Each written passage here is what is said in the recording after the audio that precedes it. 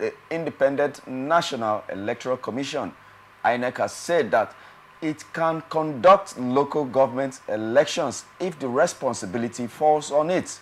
Speaking on Thursday when he appeared before the Joint Senate and House of Representatives Committee on Independent National Electoral Commission and Electoral Matters on preparations for the upcoming governorship elections in Edo and Ondo states.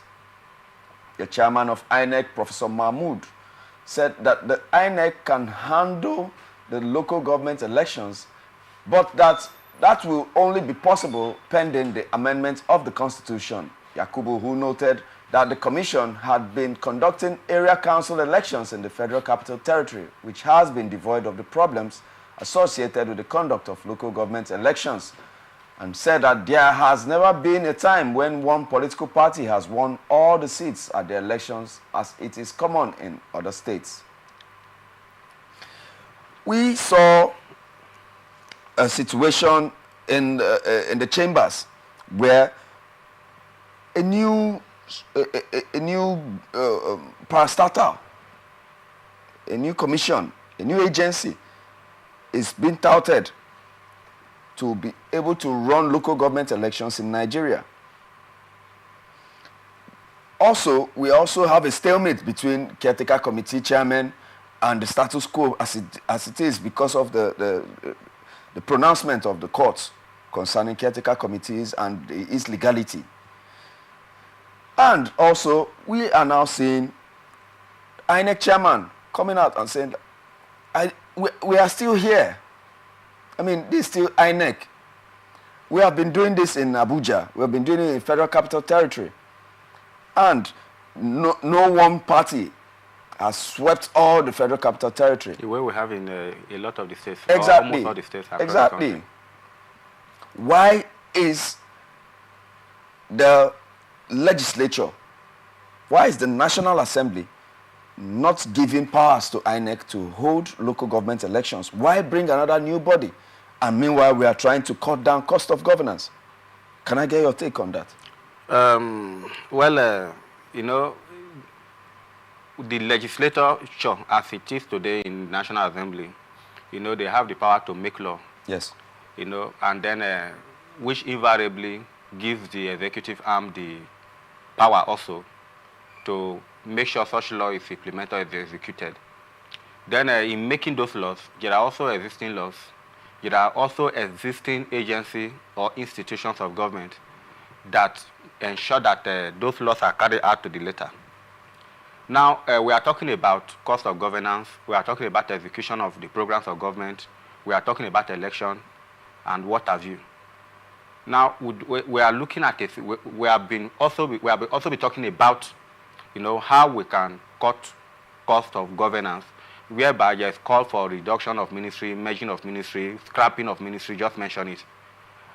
So automatically, it beckons on anyone or any sane person to look at it that there may not be need to have a separate institution for conducting local government election where we already have INEC. INEC have all the instrumentalities, you know, that can guarantee, you know, sound election outcome. So why should we be talking about another body? Now, INEC being called upon to say, okay, come and present a case of you being able to shoulder the responsibility of conducting local government election, in addition to what we have already. Now, it's left for INEC, as it is today, to give the legislative arm of government, in fact, the government as a one, in exception to the people of Nigeria, that they can be relied upon, you know, to deliver on expectation. But there's something I'm looking at there, okay, telling us that you are capable of conducting election. The question is, those who are representing the country in the National Assembly, is that what they want to hear? Because it's like, you know, Mommy, please tell us a story. How did they put it? You know, you are telling us what we know already. And what we know already, you know, the dissatisfaction in the public space about the activities of INEC or the outcome of the activities of INEC in the election does not bode well for the public. There is continuous reservation as far as the outcome of the elections conducted by INEC is concerned. So for them to come and just tell us, give us the power to conduct this election, we'll be able to deliver, I don't think that is enough. And then that calls for, more stringent measures to be laid out by the legislature to give INEC, the necessary marching order for them to do what is required. Then at the same time, can INEC actually tell us, can INEC tell the Nigerian public that they can score themselves, let's say 80% in their activities as far as the conduct of election in this country over time is concerned? If you ask me, the answer is no. So them coming to tell the legislative arm of government that they can, deliver if they are under the responsibility of conducting local government election, to me it does not really hold water. Okay. Yes. Okay. Then at the same time, okay. I will not be encouraging the legislative arm of government to institute another body outside of INEC. All we need is for INEC to put its house together and clean up its house. Okay. Yes. Okay, then be that as it may, it leads me to the next question I was about to ask, but you have already knocked on the door. Okay. Yes. What is the model for an independent National Electoral Commission insofar as elections at the presidency, at the state, and at the local government being the new one that is being touted now to come up? What do you think INEC should be? What do you think is the model for INEC to follow? What are the repairs, if I should call it that? What are the tweaks that we should tweak on INEC now to make sure that we can reliably say that you can do this job and we will rely on the results that you come by? The fact, one of the issues we keep on having in this country is a situation where people know what to do, but they fail to do it.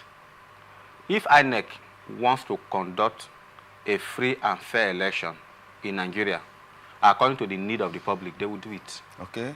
Now, there are a lot of issues, a lot of factors, which they themselves, INEC, allowed to be infiltrated into them. Chief among them is the influence of the political players as it is today. Let me say our leaders, across board, both the ones in power and the ones that are not in power, both the ones that have, both the bourgeoisie and the proletariat as it were today. So such factors need to be mitigated by INEC.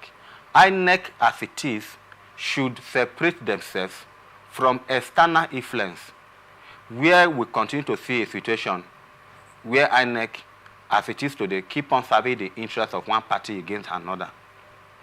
Then this is the foundation. This is the substructure of the whole problem that INEC is having. Their openness to external influence. Their openness to the suspected corruption that is going on in Nigeria and in INEC itself. Yeah. This is the foundation of the whole problem. Now, once this is taken care of, then we are going to see a serious INEC. We are going to see an upright INEC. We are going to see INEC upholding what they swore, to the public, to deliver free and fair election for leaders that are wanted by the people to emerge at the end of election. Now, once that is done, we are going to see a situation where, if it is the technology that INEC is deploying, like today we have the card readers that voters are thumbprinting, the server is receiving, election results are being monitored and be released immediately, and they will put that technology to sound use. In extension, we also see a situation where the technology as it is today can even be upgraded, where people can vote right from their houses. Yeah. So INEC know what to do. Logistic deployment, the same thing. Then, in addition to that, we talk about the security, because when we talk about election, we talk about the materials, we talk about personnel and what have you. For them to be protected, to be secured, then the security arm of government, both the military and the police come in. Then the citizens themselves. Now we talk about voters' education. How much is INEC doing as far as voters' education is concerned? So if INEC is bent on conducting free and fair election in Nigeria, they know what to do. The people that are manning INEC today, they are not men from the street, as we may put it. Professor Mahmoud is not a mere man. For you to be a professor, you know, it's not something you just go to primary school and then they give you a certificate and become a professor. Exactly. So he knows what to do. It's not a baby in the system.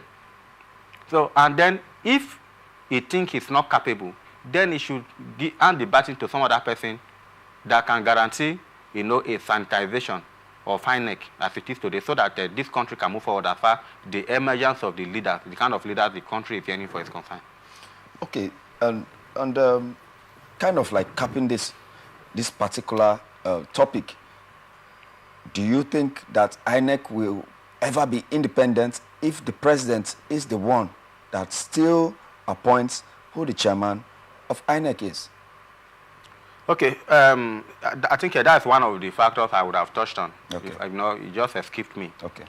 You know, that is one of the most unfortunate things in this country, where, you know, in the state, local government election, then the state electoral commissioner will be appointed by the governor. Then at the federal level, the president will be the one that will appoint the, you know, electoral commissioner. It's very, very unfortunate.